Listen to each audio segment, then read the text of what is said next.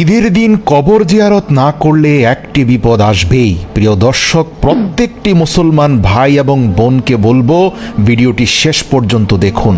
আল্লাহর রাসূল সাল্লাল্লাহু আলাইহি ওয়াসাল্লাম বলেছেন, যখন দুনিয়ার বুকে ঈদের খবর ছড়িয়ে পড়ে তখন বারজাখ তথা কবরের জীবনের বাসিন্দারা দুনিয়াতে বেঁচে থাকা তাদের আত্মীয় স্বজন ও পরিবার পরিজনদের কথা স্মরণ করে এবং তাদের উদ্দেশ্যে কবর থেকে বলতে থাকে, আমরা দুনিয়ার জীবনে ঈদের দিন আমাদের আত্মীয় স্বজনদের জন্য কত কিছুই না করেছি।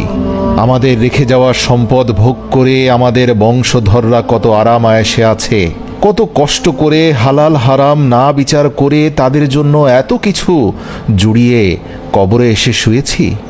অথচ আজ আমাদের মৃত্যুর পর আমাদের বন্ধু বান্ধব ও আত্মীয় স্বজনেরা, আমাদের আপন জনেরা, আমাদের বংশ আওলাদেরা আমাদের কথা মনে পর্যন্ত করে না। একটি ছোটখাটো নেক আমল করেও তার হাদিয়া আমাদের জন্য পাঠায় না। হযরত আলী রাদিয়াল্লাহু তাআলা আনহু বলেন, হে আগন্তুক, ওয়াদা করো যখনই ঈদের দিন আসবে তুমি অবশ্যই তোমার আত্মীয় স্বজন এবং বন্ধু বান্ধবদের কবর জিয়ারত করে তাদের জন্য দোয়া করবে। যদি তুমি না করো তাহলে তোমারও একটি বিপদ আছে।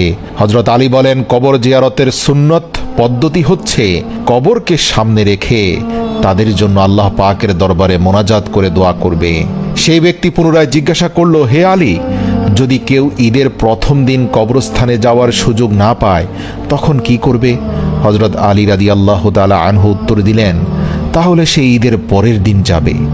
যদি দ্বিতীয় দিন যেতে না পারে তাহলে অন্তত শেষ তৃতীয় দিন হলেও যাবে। সেই ব্যক্তি পুনরায় জিজ্ঞাসা করলো, হে আলী, আমার পিতামাতার কবর অনেক দূরে, আমি যতই চেষ্টা করি না কেন আমি সেখানে 2, 3 এমনকি 4 দিনের মধ্যেও পৌঁছাতে পারবো না। হযরত আলী রাদিয়াল্লাহু তাআলা আনহু তাকে বলেন, হে আগন্তুক, যদি কোনো ব্যক্তি ঈদের দিন তার পিতামাতার কবরের জিয়ারত করতে না পারে